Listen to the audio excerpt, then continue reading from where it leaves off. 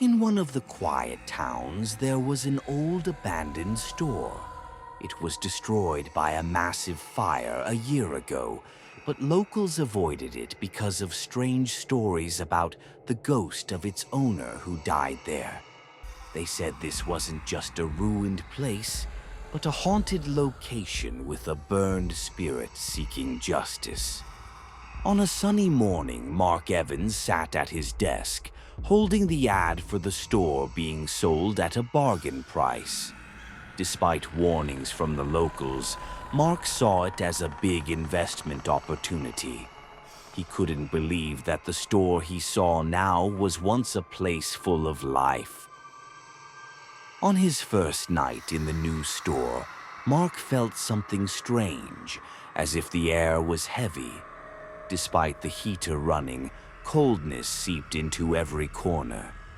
But the most unusual thing was the smell, the scent of an old fire, filling the room as if the walls were remembering what happened here.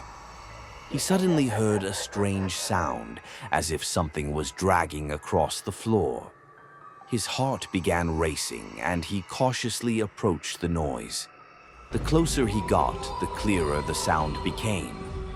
But when he reached the source, there was nothing. The sound disappeared as soon as he got close. As Mark approached the wall, he was startled by a terrifying sight. A black burned handprint visible on the wall.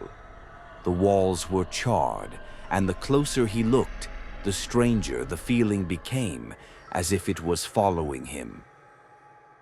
Mark tried to convince himself that what he saw was just his imagination, but minutes later he heard a loud creak. He turned quickly and saw the back storage door slowly opening on its own.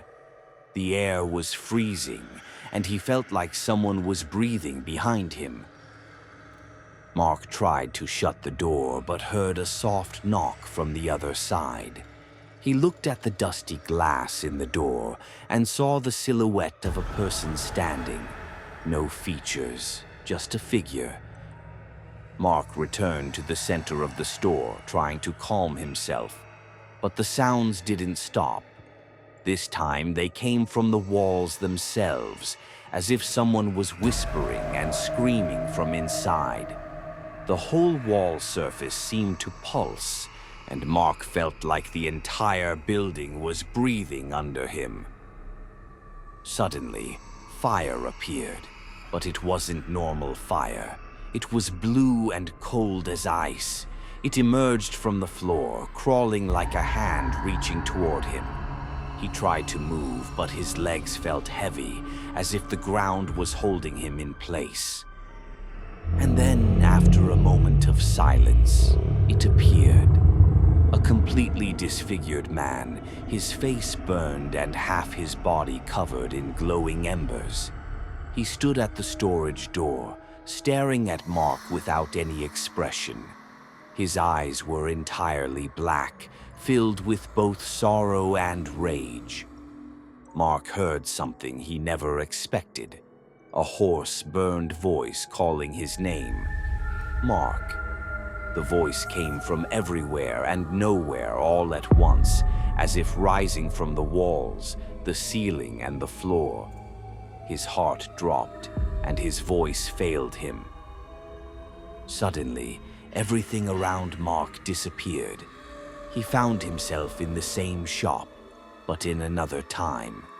He watched the man who died, living the moment of the fire. Flames spreading, the man screaming, but the sound was distorted. After the flashback, Mark returned to his spot. He felt the space closing in, and the ceiling above him started moving down, slowly. Not an illusion. Bricks were descending, dust falling on his head.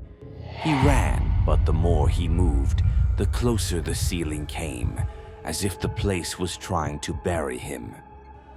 Finally, the ghost spoke. It said, "This was my place. You took everything, and those who take from the dead must pay." Its voice came not from its mouth, but from its chest, as if it came from another world.